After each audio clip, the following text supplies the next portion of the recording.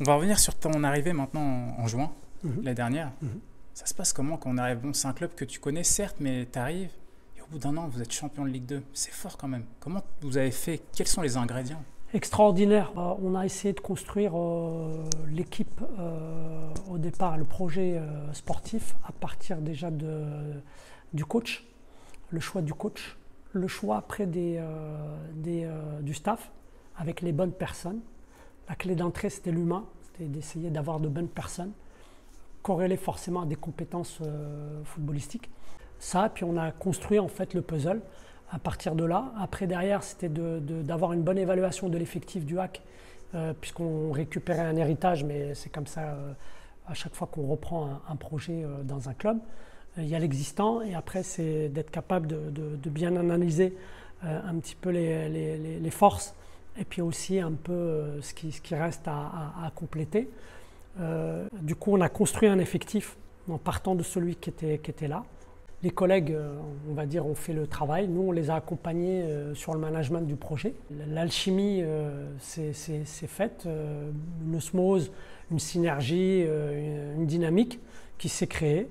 Bravo aussi aux coachs, et au staff et aux joueurs, aux dirigeants, voilà, qui ont permis aussi, et puis à la dynamique du club, parce qu'après on a eu aussi tout le club derrière nous, les associations de supporters que j'oublie pas, parce qu'ils ont toujours été là dès qu'on est arrivé, on leur a expliqué un peu la vision et le projet dans lequel on était.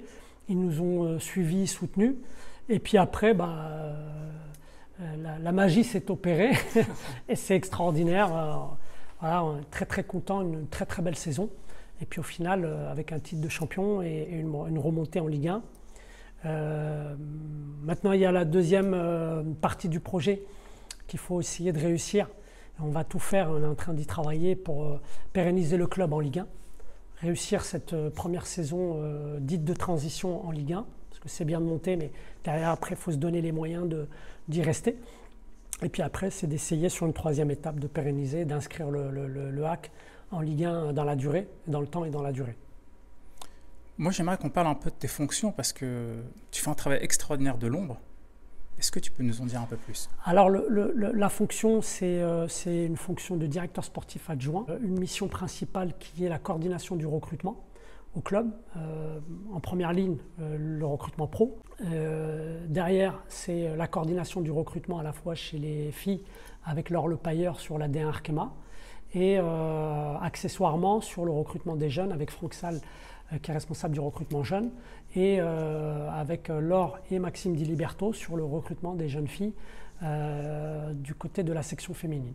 Ça, c'est la grande mission.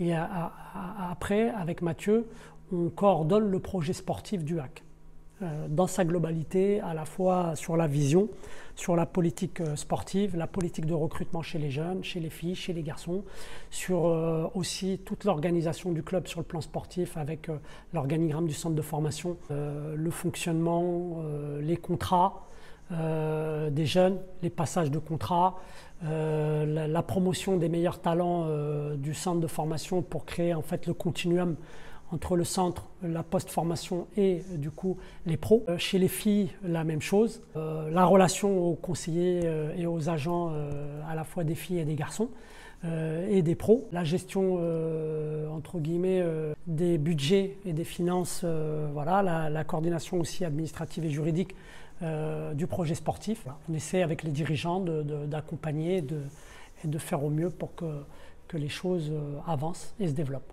Beaucoup de responsabilités. Oui, ça fait beaucoup de travail, ça fait des bonnes journées. Encore une fois, je pense que ton expérience d'avant, tout ce que tu as pu mettre en place aujourd'hui, c'est bénéfique. Ça aide, le fait d'avoir dirigé et de manager des structures clubs amateurs d'abord et après sur district, ligue, à la Fédé et divers projets sportifs, ou d'avoir même accompagné des dirigeants et des responsables techniques de clubs sur les fonctions de conseiller technique, cadre technique à l'époque. C'est sûr que du coup on sait un peu ce qu'il faut faire, comment il faut faire, avec beaucoup d'humilité et de modestie, et un peu les erreurs à ne pas commettre, construire une vision sportive et ainsi de suite. ton parcours il prouve que rien n'est impossible en partant de la base du football. On peut réussir de grandes choses dans le football. Est-ce que tu auras un conseil à donner peut-être à tous les coachs qui veulent s'imprégner du monde professionnel? Moi alors, avec beaucoup d'humilité, je dis souvent aux gens, écoutez, moi, j'ai jamais fait de carrière pro. J'ai été un joueur de quartier, j'ai jamais été entraîneur pro, coach pro. J'ai été je pense un bon éducateur de quartier. J'arrive d'un pays où à la base j'avais jamais joué au foot quand j'étais petit jusqu'à l'âge de 8-9 ans. J'ai découvert ça en arrivant en France. Je parlais pas un mot de français, été à l'école comme tout le monde. J'ai appris le français, je suis devenu prof de sport. J'ai passé les diplômes d'éducateur et d'entraîneur. Et donc je dis, si en partant de très très loin, voire de nulle part, j'ai réussi à gravir les échelons et à travailler à la Fédération française de football quasiment 15 à 17 ans de ma vie, à travailler pour la Fédération royale marocaine de football, la Fédération mauritanienne de football, à venir au HAC et à travailler dans un club professionnel qui n'est pas un club anodin dans le paysage du foot français. Je pense que sincèrement, c'est possible et c'est accessible à tout passionné, à tout enfant, tout jeune, comme moi je l'ai été dans une autre vie, de pouvoir, entre guillemets, construire un parcours et un métier si on en a la passion et la motivation et la détermination. C'est quelque chose qui est accessible, largement, à la portée de tout le monde.